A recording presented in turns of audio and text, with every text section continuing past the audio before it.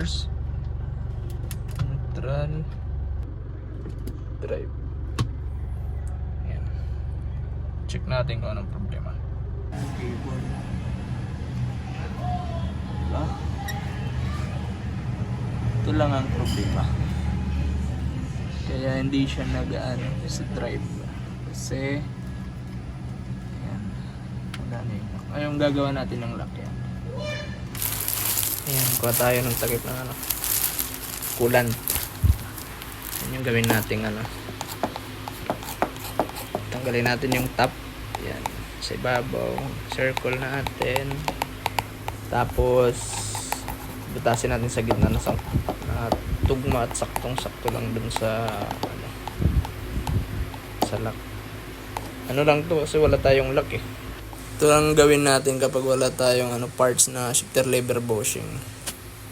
Ganyan lang. Cut tayo ng hose. Ayan. Pasok natin dyan.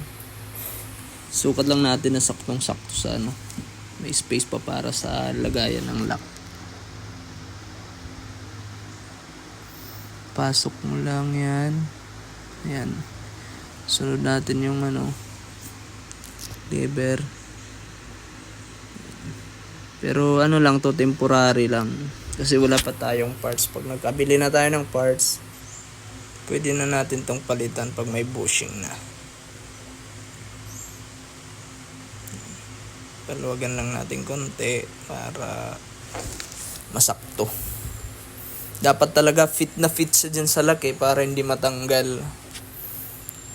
Kasi pag maluwag wala, useless lang yung kabit mo dyan. Kaya mahirap din yan ipasok.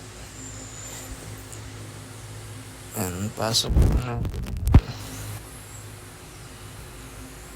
Bilisan natin para ano, matapos agad. So yan. Sungkit-sungkitin lang natin paikot. Dapat fit na fit talaga. Ayan. Tsura ng ano na yan. Hilig sa mundot. Sundot lang. Ayan. Hanggang yan. Fit na siya. Pag na fit na, di okay na yan.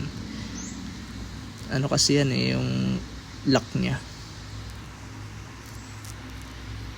May naka-stopper yan dyan eh. Parang ano, may ulo-ulo ba? Dapat mapasok mo lang yan. So yan, pasok tayo.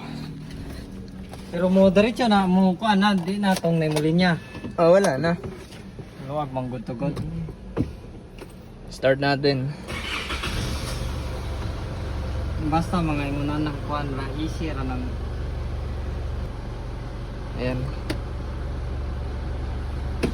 Reverse. Neutral. Drive. Okay na. Ha? Goods na yan siya guys.